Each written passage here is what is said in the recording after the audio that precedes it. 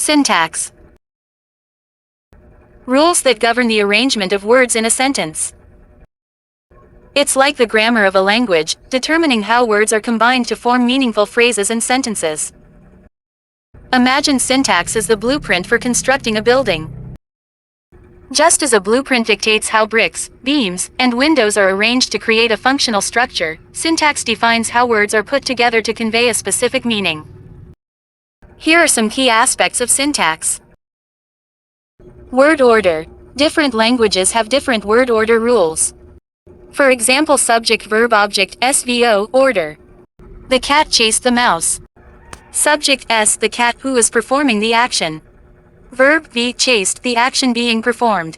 Object O, the mouse who is receiving the action. Other languages, like Japanese, use a subject-object-verb SOV order. Phrases. Words are grouped together into phrases, which act as building blocks for sentences. Phrases can be noun phrases. For example, the big red ball. The big red ball is the main phrase, acting as the noun phrase, the subject of a potential sentence. The big is a smaller phrase describing the size of the ball. It acts as an adjective phrase modifying the noun, ball. Quote, red ball is another smaller phrase, describing the color of the ball. It acts as an adjective phrase modifying the noun, ball. Verb phrases. Ran quickly. Verb, ran, is the main verb, indicating the action being performed. Adverb, quickly, modifies the verb, ran, by describing how the action was performed. It tells us the manner in which the subject ran. Adjective phrases. Very happy. In the phrase, very happy, very is an adverb modifying the adjective, happy. Together, they form an adjective phrase that describes a state of intense joy or contentment. Clauses. Clauses are groups of words that contain a subject and a verb. They can be independent, forming a complete sentence on their own, or dependent, needing another clause to be complete. Independent clause is a complete sentence that can stand on its own. It contains a subject, who or what is doing the action, and a verb, the action being performed. Subject, the person, place, thing, or idea that performs the action. Verb, the action word that describes what the subject is doing. Examples of independent clauses. The dog barked loudly. Subject, dog, verb, barked. Another example of independent clauses. She is eating pizza. Subject, she, verb, is eating. A dependent clause is a group of words that contains a subject and a verb but cannot stand alone as a complete sentence. It relies on an independent clause to complete its meaning. Think of it like a puzzle piece that needs another piece to make a whole picture. Types of dependent clauses. Dependent clauses can be classified based on their function within a sentence.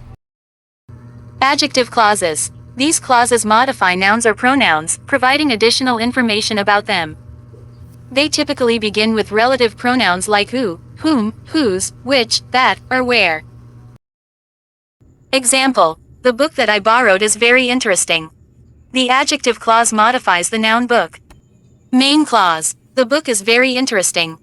Quote, adjective clause, that I borrowed, modified noun, book. The phrase, that I borrowed, is a dependent clause in this sentence. Here's why. 1. It lacks a complete thought. The phrase, that I borrowed, doesn't express a complete idea on its own. It needs the main clause, the book is very interesting, to provide context and meaning. It uses a relative pronoun. The word, that, is a relative pronoun, and relative pronouns introduce dependent clauses. These clauses are dependent because they rely on the main clause for their grammatical structure and meaning. It acts as an adjective. The phrase, that I borrowed, functions as an adjective, modifying the noun, book. It tells us which specific book is being discussed, but it doesn't stand alone as a sentence. In essence, the clause, that I borrowed, is dependent because it's incomplete on its own and requires the main clause to make sense. It's like a puzzle piece that fits into the larger picture of the sentence. Sentence structure. Sentences are organized into different types based on their structure. Common types include simple sentences, one independent clause, the dog barked. Compound sentences, two or more independent clauses joined by a coordinating conjunction, the dog barked and the cat meowed. Complex sentences, one independent clause and one or more dependent clauses, the dog barked because it was hungry. Compound complex sentences, two or more independent clauses and one or more dependent clauses, the dog barked and the cat meowed because they were both hungry. Understanding syntax is crucial for comprehending language. It helps us understand the meaning of sentences by recognizing the relationships between words. Producing language. It allows us to create grammatically correct and meaningful sentences. Analyzing language. Linguists use syntax to study the structure of languages and how they evolve over time. Syntax is a complex and fascinating area of linguistics.